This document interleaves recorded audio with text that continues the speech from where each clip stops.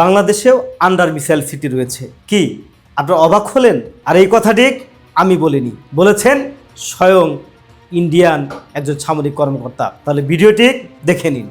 হয়তো তারা এভাবে আন্ডারগ্রাউন্ড মিসাইল বেস বাংলাদেশে বানিয়ে নিয়েছে। সে only it is a question of sending the missiles there. বাংলাদেশের মধ্যে মিসাইল বেস করে সেখানে বাংলাদেশকে হেল্প করে ডিপ স্টেট, সেখানে ডিপ স্টেট যদি আমরা নিই, আমি নাম নিয়েই বলছি আমেরিকা বা টার্কি বা আর কোনো ইসলামিক কান্ট্রি, কি বাংলাদেশকে একটা বেস বানিয়ে তারা বাংলাদেশকে ইউজ করবে অ্যাজ ফর দেয়ার বেনিফিট। আর যত সাউথ এশিয়ান কান্ট্রিগুলো আছে সেই কান্ট্রিগুলোর উপরেও চাপ সৃষ্টি করা, বে অফ বেঙ্গলকে ডমিনেট করা। আপনারা হয়তো ভিডিওতে অনেকেই খেয়াল করেছেন, বাংলাদেশের সাথে পাকিস্তানের যে সামরিক চুক্তি, সেই চুক্তির দিক থেকে কিন্তু বাংলাদেশ এবং পাকিস্তান অনেক দূর এগুচ্ছে। 2026 সালের জানুয়ারিতে পাকিস্তানের air chief marshal Zaheer Ahmed Babar এবং বাংলাদেশের air chief marshal Hasan Mahmood খানের বৈঠকের পর JF-17 thunder block fighter jet নিয়ে আলোচনা হয়েছে। পাকিস্তান বাংলাদেশকে JF-17 সিমুলেটর হস্তান্তর করেছে। এটা শুধু প্রতীকী নয়, পাইলট প্রশিক্ষণের জন্য ক্রিটিক্যাল অ্যানাবোলিং স্টেপ। দুই দেশের সামরিক প্রতিনিধি দলের যাতায়াত বেড়েছে। উচ্চ পর্যায়ের বৈঠক হয়েছে রাওয়ালপিন্ডিতে। 2026 সালের জানুয়ারিতে ISI এর 4 সদস্যের প্রতিনিধি দল ঢাকা সফর করেছে। আর এতেই ভারত উদ্বিগ্ন হয়ে পড়েছে। অবশ্য ভারতের উদ্বিগ্ন হওয়ার পেছনে বেশ কিছু কারণও রয়েছে। ভারতের উদ্বিগ্ন হওয়ার পেছনে মূল কারণ হচ্ছে এখানকার ভূগোল আর হচ্ছে পুরনো ইতিহাস। বাংলাদেশ এবং ভারতের ভূকৌশলগত অবস্থান। বাংলাদেশ ভারতের পূর্ব সীমান্তে শিলিগুড়ি করিডোর বা চিকেন নেগের ঠিক পাশেই অবস্থিত। এই 2 কিলোমিটার চওড়া করিডোরই উত্তর পূর্ব ভারতকে মূল ভূখণ্ডের সাথে যুক্ত করে। ভারতীয় বিশ্লেষকদের মতে বাংলাদেশ পাকিস্তান সামরিক সহযোগিতা বাড়লে এই অঞ্চলে ভারতের নিরাপত্তা গণনায় জটিলতা বাড়ে। দ্বিতীয় হচ্ছে চীন পাকিস্তান ফ্যাক্টর। JF-17 যৌথভাবে তৈরি করেছে পাকিস্তান ও চীন। ভারতের বিশ্লেষক জগন্নাথ পান্ডা বলেছেন, এটা শুধু বাংলাদেশের আধুনিকায়ন নয়, বরং পাকিস্তান চীন লিঙ্কড প্ল্যাটফর্ম। ভারতের পূর্ব নিরাপত্তা পরিমণ্ডলে ঢুকে পড়া। এরপরে ভারতের রয়েছে বাংলাদেশের প্রতি একটা ঐতিহাসিক অবিশ্বাস। সেটা কি? 1971-এর পর বাংলাদেশ পাকিস্তান সম্পর্ক দীর্ঘদিন শীতল ছিল। শেখ হাসিনার আমলে পাকিস্তানের সাথে সামরিক সম্পর্ক প্রায় বন্ধ ছিল। 2024-এর রাজনৈতিক পালাবদলের পর এই বরফ গলতে শুরু করায় ভারতের নিরাপত্তা মহল সতর্ক রয়েছে। এখন আমরা আসি ডিপ স্টেট এবং আন্ডার মিসাইল সিটি, এর সত্যতা কতটুকু? ডিপ স্টেট শব্দটা এখানে ব্যবহৃত হয় বাংলাদেশের সামরিক আমলাতন্ত্রের একটি অংশকে বোঝাতে, যারা পাকিস্তান আমলের অফিসারদের উত্তরাধিকার বহন করে। 1971-এর পর পাকিস্তান থেকে ফেরত আসা 280 অফিসার বাংলাদেশ সেনাবাহিনীতে যোগদান করেন। তাদের প্রশিক্ষণ আর মানসিকতা ভারত বিরোধী ছিল বলে মনে করা হয়। তবে 2007-08 সালের পর থেকে সেনাবাহিনীর নেতৃত্ব দেশীয়ভাবে প্রশিক্ষিত অফিসারদের হাতে এসেছে। ওয়ার গেমিং মডেলও ভারতকে আর শত্রু হিসেবে দেখানো হয় না। তাই ডিপ স্টেট এখনো সক্রিয় কিনা সেটা বিতর্কিত। আন্ডারগ্রাউন্ড মিসাইল সিটি, বাংলাদেশে এখনো আন্ডারগ্রাউন্ড মিসাইল সিটি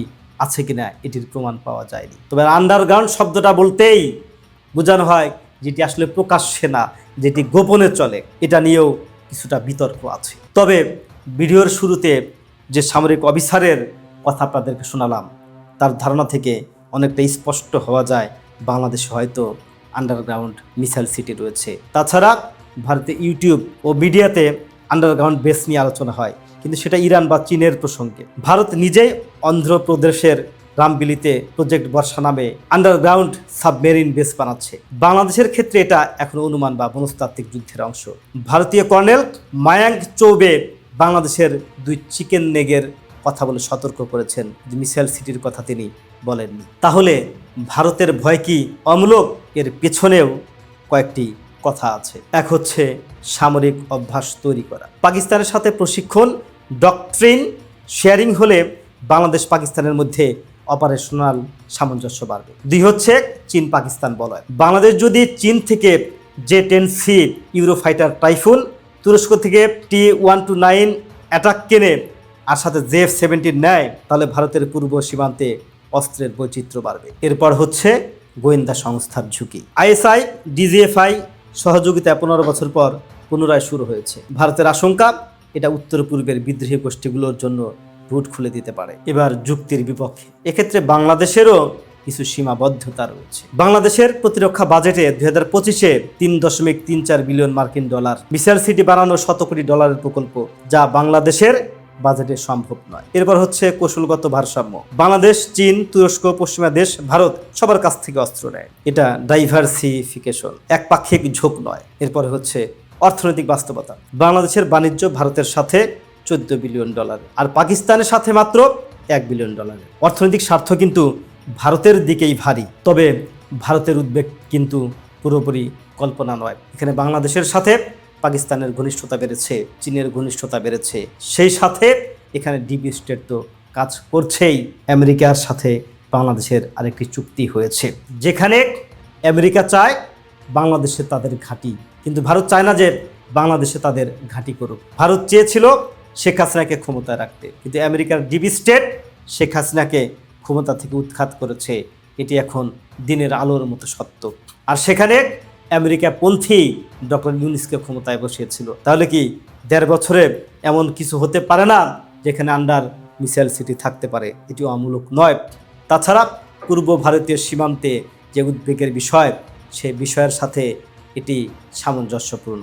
তবে আন্ডারগ্রাউন্ড মিসাইল সিটি এখনও প্রমাণবিহীন, যা ভারতের নিরাপত্তা মহলের আশঙ্কা আর মিডিয়ার সেনসেশনালিজমের একটা মিশ্রণ। তবে বাংলাদেশ সবসময় প্রতিরক্ষামূলক আচরণ করেছে, ডিফেন্সিভ আচরণ করেছে। আঘাত কাউকে আগে করতে হবে, এই ধরনের আচরণ বাংলাদেশ কখনো দেখায়নি। তবে বাংলাদেশ ডিফেন্সিভ মুডে থাকলেও তাকে অস্ত্র বানাতে হবে, মিসাইল বানাতে হবে। কেননা প্রতিবেশী রাষ্ট্রের সাথে নিজের ভারসাম্য বজায় রাখতে গেলেও অন্তত পক্ষে তাকে শক্তিমত্তার দিক থেকে একটা ভারসাম্য আনতে হবে। নইলে পার্শ্ববর্তী যদি বড় কোনো প্রতিবেশী থাকে, তাহলে তাদের সাথে টক্করে পারা যাবে না। সেখান থেকে বাংলাদেশের আন্ডার মিসাইল সিটি থাকতেই পারে, যেটা গোপনে রয়েছে এবং যেটি প্রকাশ করেছে ভারতীয় এই সামরিক কর্মকর্তা।